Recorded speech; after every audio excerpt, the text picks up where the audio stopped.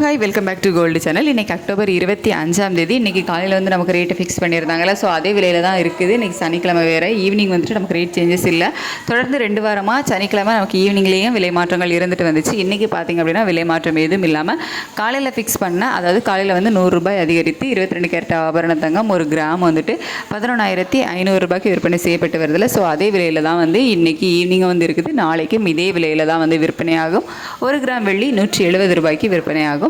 So அதுக்கப்புறம் அடுத்ததாக பார்த்திங்க அப்படின்னா இந்த தங்கம் விலை வந்துட்டு இன்னும் வந்து விலை குறைய வாய்ப்புகள் இருக்குதா, எவ்வளோ ரூபாய் வரைக்குமே குறையலாம், இல்லை மீண்டும் எப்போது அதிகரிக்கும் அப்படிங்கிறத பற்றி பார்த்துடலாம். ஸோ தங்கம் விலை பார்த்திங்க அப்படின்னா எதனால் இப்போ ஒரு விலை சரிவு இருக்குது அப்படின்னு சொல்கிறாங்கன்னா, ப்ராஃபிட் புக்கிங் வந்து நடந்திருக்கு. ஸோ அதனால விலை சரிவு வந்து இருக்குது. இந்த ப்ராஃபிட் புக்கிங்னால விலை சரிவு இருக்குது அப்படிங்கிறத வந்து சொல்கிறாங்க. அது மட்டும் இல்லாமல் தங்கம் வந்து வாங்கி வச்சவங்க எல்லாருமே வந்து அதை சேல் பண்ண ஆரம்பிச்சிட்டாங்க. ஸோ அவங்க தங்கத்தை எல்லாமே வந்து சேல் அதை விலை அதிகமான காரணத்தினால அவங்க வேறு எதுலையாவது முதலீடு பண்ணுறதுக்காக இந்த தங்கங்களை சேல் பண்ணுறதுனாலையும் வேறு ஒன்றில் முதலீடு பண்ணுறதுனாலையும் இந்த தங்கம் விலை குறையுது அப்படிங்கிறது மாதிரி சொல்லப்படுது. ஸோ இந்த மாதிரியான சில காரணங்களால் தங்கம் விலை வந்து கொஞ்சம் குறையுது. எவ்வளோ ரூபாய் வரைக்கும் குறையலாம், எவ்வளோ நாள் இந்த விலை குறைவு இருக்கும் அப்படின்னு பார்த்தீங்கன்னா, ரொம்பலாம் வந்து குறைவதற்கான வாய்ப்புகள் வந்து இல்லை அப்படின்னு தான் வந்து சொல்கிறாங்க. அதாவது ஒரு 11,000 ரூபாய், 11,100, 200, ஸோ அந்த ரேஞ்ச் வரைக்குமே குறைவதற்கான வாய்ப்புகள் வந்து இருக்கும். ஸோ 11,000க்கு கீழே வந்து போகிறதுக்கான வாய்ப்புகள் வந்து ரொம்ப ரொம்ப குறைவு அப்படின்னு தான் வந்து சொல்லப்படுது. ஸோ மீண்டும் அதிகரிக்குமா அப்படின்னு கேட்டிங்கன்னா, ஆமாம், அதிகரிக்கிறதுக்கான வாய்ப்புகள் வந்து இருக்குது. ஆனால் இப்போதைக்கு இல்லை. இன்னும் ஒரு மாதம் 2 மாதம் கழித்து இன்னுமே மேலும் பல புதிய உச்சத்தை தொடுவதற்கான வாய்ப்புகள் வந்து இருக்கும் அப்படின்னு தான் வந்து சொல்லப்படுது. ஏற்கனவே 12,180 அப்படிங்கிறதா வந்து புதிய உச்சமாக வந்து இருந்துகிட்டு இருக்குது. ஸோ இன்னும் ஒரு மாதத்துக்கு அப்புறமா மீண்டும் வந்து புதிய உச்சத்தை தொடுவதற்கான வாய்ப்புகள் இருக்குது அப்படிங்கிற மாதிரி சொல்லப்படுது. இந்த விலை குறைவும் வந்துட்டு ஒரு 11,000க்கு கீழே போகிறதுக்கான வாய்ப்புகள் வந்து இல்லை அப்படிங்கிறது மாதிரி தான் வந்து இப்போதைய நிலவரப்படி வந்துட்டு சொல்லப்படுது. இது எல்லாமே பார்த்திங்க அப்படின்னா நம்ம நிறைய வந்து நிபுணர்கள் இருக்கிறாங்கல்ல, அவங்க சொல்கிற விஷயங்கள் தான் இதெல்லாமே ஜஸ்ட் பார்த்திங்க அப்படின்னா ஒரு இன்ஃபர்மேஷன்ஸ் தான். ஸோ தங்கம் விலை வந்து ஒரு 11,000க்கு கீழே போகிறதுக்கான வாய்ப்புகள் இல்லை. அதே மாதிரி மீண்டும் ஒரு மாதத்துக்கு அப்புறமா புதிய உச்சத்தை தொடுவதற்கான வாய்ப்புகள் இருக்குது அப்படிங்கிற மாதிரி தான் வந்து சொல்லப்படுது. நீங்கள் வந்து நகையில் வந்து இன்வெஸ்ட் பண்ணணும் அப்படின்னு நினச்சிங்க அப்படின்னா கொஞ்சம் கொஞ்சமாக இன்வெஸ்ட் பண்ணிங்க அப்படின்னா வந்து நல்லது. அது இப்போவே நீங்கள் வந்துட்டு உங்கள் கையில் இருக்க அமௌண்ட் எல்லாம் போட்டு மொத்தமாக இன்வெஸ்ட் பண்ணிட்டீங்க அப்படின்னா சப்போஸ் ஒரு வேளை விலை குறையுது அப்படிங்கும்போது கஷ்டமாக இருக்கும்.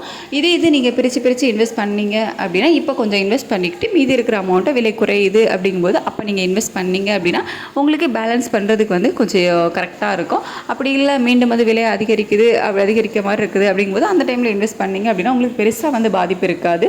ஸோ விலை குறையும் அப்படின்னு சொல்லிட்டு கையிலையும் வச்சுட்டே இருக்காமல் கொஞ்சம் கொஞ்சமாக இன்வெஸ்ட் பண்ணிகிட்டே வந்தீங்க அப்படின்னா உங்களுக்கு இன்னுமே வந்து யூஸ்ஃபுல்லாக இருக்கும். அது வந்து பேலன்ஸ்டாகவும் இருக்கும். வெள்ளியோட விலை வந்து ஏன் இப்போ நமக்கு திடீர்னு சரியுது அப்படின்னு கேட்டிங்கன்னா, இந்த வெள்ளியோட விலையுமே சர்வதேச அளவில் இருந்ததை விடையுமே நமக்கு வந்து பல மடங்கில் விலை வந்து சடனாக அதிகரிச்சிடுது. ஸோ அதுக்கு காரணம் வந்து வெள்ளியோட டிமாண்ட் வந்து ஜாஸ்தியான காரணத்தினால தான் வெள்ளியோட விலையுமே அதிகரித்ததாக வந்து சொல்லப்பட்டுச்சு. இப்போ மீண்டும் சர்வதேச அளவில் ஒரு சின்ன விலை ஏற்ற போயிட்டு இருந்தாலும் நமக்கு வந்து விலை குறைவு தான் இருந்துகிட்ருக்கு. ஏன்னா சர்வதேச அளவுக்கும் அதாவது யூஎஸ்க்கும் நமக்கு வந்து ரேட்டு டிஃப்ரென்ஸ் ரொம்பவே அதிகமாக வந்து இருக்குது.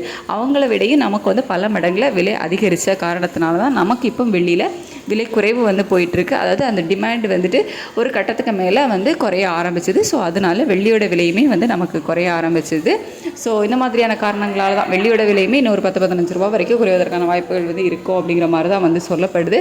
ஸோ வெள்ளியோட விலை அதிகரித்ததற்கான காரணம் பார்த்திங்க அப்படின்னா டிமாண்ட் அதிகரித்ததுனால இப்போ மறுபடி அது வந்து குறைய ஆரம்பிச்சிருக்கு, அவ்வளோதான். ஸோ இன்றைக்கி வந்துட்டு ஈவினிங் விலை மாற்றம் ஏதும் இல்லை. நாளைக்கு ஞாயிற்றுக்கிழமை 26/10/2025 அன்றைக்கும் பார்த்திங்க அப்படின்னா 22 கேரட் ஆபரண தங்கம் 1 கிராம் வந்துட்டு 11,500 ரூபாய்க்கும், வெள்ளி வந்து 1 கிராம் 170 ரூபாய்க்கும் தான் விற்பனையாகும்.